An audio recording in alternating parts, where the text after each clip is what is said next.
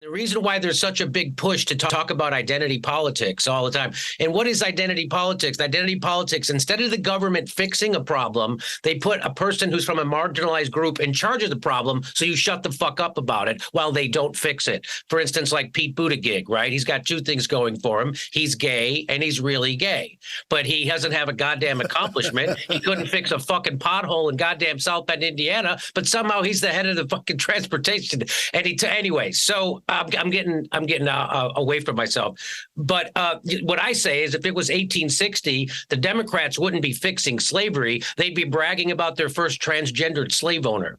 So, and why would they be doing that? Because you don't have to fix a problem. Why does Nike love Black Lives Matter? They don't love Black lives. Nike's not going to fucking do anything to help Black lives, but they are going to embrace Black Lives Matter because it's a good virtue signal and it makes them look like they give a shit, but they're still going to have all their products made by slaves and fucking prisoners. Okay. They don't give a shit about fucking Black lives. So that's what. So when corporations can co-opt that kind of shit, that's why you see it everywhere. That's why you see the Democratic politicians kneeling down with kente cloth, honoring Black Lives Matter, and then they go and give $2 billion more to start a new police agency. That's what I'm fucking talking about here. And so that's why you see so much of this being pushed, right? We're talking about bathrooms and who can compete against each other in sports and what is a woman and all this. And we're talking about everything except, hey, how do we get health care to everybody like the rest of the fucking world? Hey, how do we get a living wage in America? 80% of the workers live paycheck to paycheck. Half the country can't afford a $500 emergency, and half of all wage earners earn less than $30,000 a year in the richest country the face of the earth has ever seen. And what I tell people is, what do you call a system that takes the richest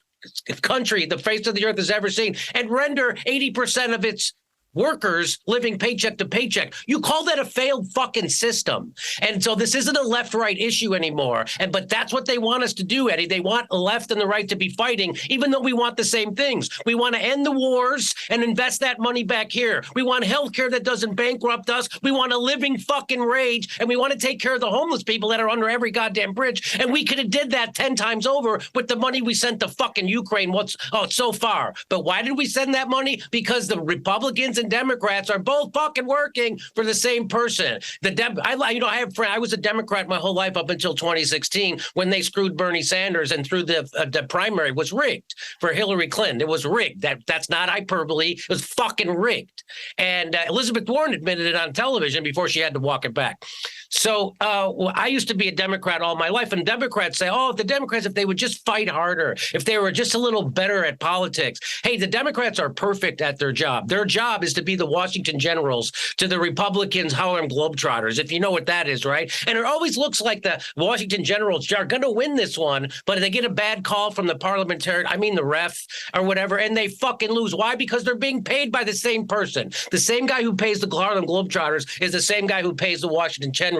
Same guy pays the Republicans, same guy who pays the Democrats. Ralph Nader said fucking 22 years ago, the difference between a Democrat and a Republican is how fast their knee hits the floor when a donor walks in the room. That's the only fucking difference. And so in my show, what I'm trying to drive home is don't get caught up in all this identity politics, cultural bullshit. Keep your eye on the prize. They're fucking looting our treasury and they're giving it to the military industrial complex and Wall Street and Big Pharma. Hey, why does Big Pharma get to make $100 billion off a fucking necessary vaccine we all need? Why do they get to price gouge like that? $100 billion fucking dollars? You know how much money the music industry makes in the United States every year? The whole year, every fucking recorded piece of music, from Snoop Dogg to whoever's popular now to Beethoven. You know how much money the music industry makes? $12 billion a year. You know how much fucking Pharma's going to make? $100 billion this year. Why are they allowed to do that? Because they own the fucking government, and that's why we're not allowed to criticize them like we're supposed to be able to on YouTube, Twitter, Facebook, and Instagram, because you can't criticize who fucking rules you. And who rules us is corporate America, military industrial complex, Wall Street, and big fucking pharma. And that's the world we're in right now. And they want us to hate each other because you're on the left, you're on the right. I'm not going to hate my fucking neighbor who got crushed in a fucking controlled demolition that the billionaire oligarchs did on this fucking country during COVID, where they all got richer and everybody else got poor. And they want me to hate my fucking neighbor and blame my pain on him because he wouldn't take a vaccine that never worked the way they fucking said it did.